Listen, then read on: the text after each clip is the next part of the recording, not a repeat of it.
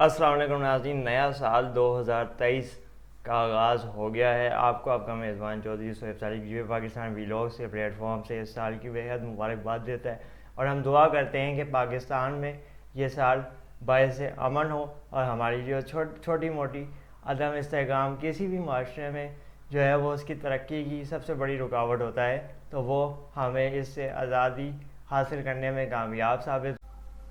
بسم اللہ الرحمن الرحیم۔ السلام علیکم ناظرین، آپ کا میزبان چودھری سہیب سالک کے ایک اور ایپیسوڈ میں آپ کو خوش آمدید کہتا ہے۔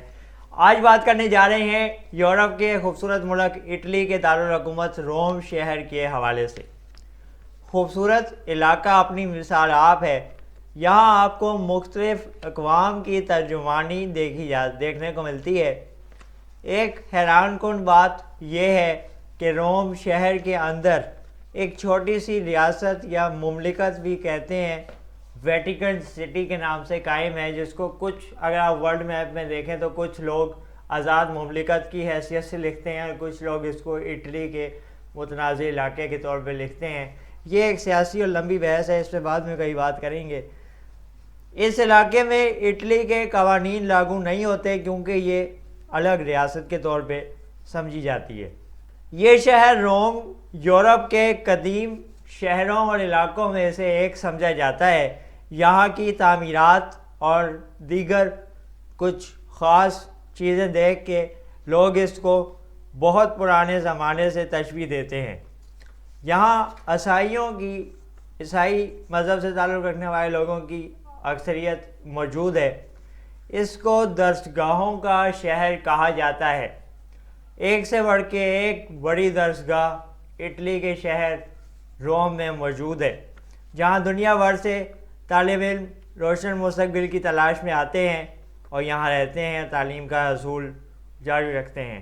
اس ملک کی سرکاری زبان اطالوی ہے۔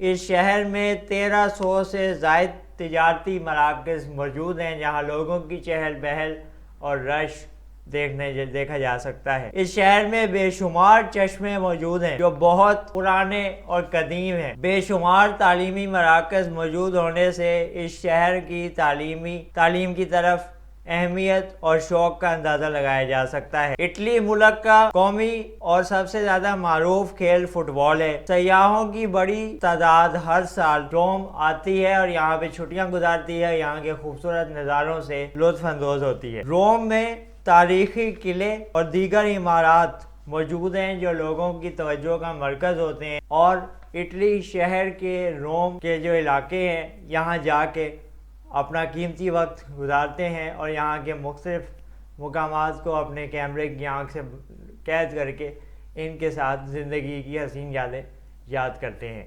چودھری سہیب سالک کو اس ویلاگ سے اجازت دیجیے۔ انشاءاللہ نئے ویلاگ میں کسی اور شہر کی کہانی کے ساتھ دوبارہ حاضر ہوں گے۔ تب تک کے لیے اللہ حافظ۔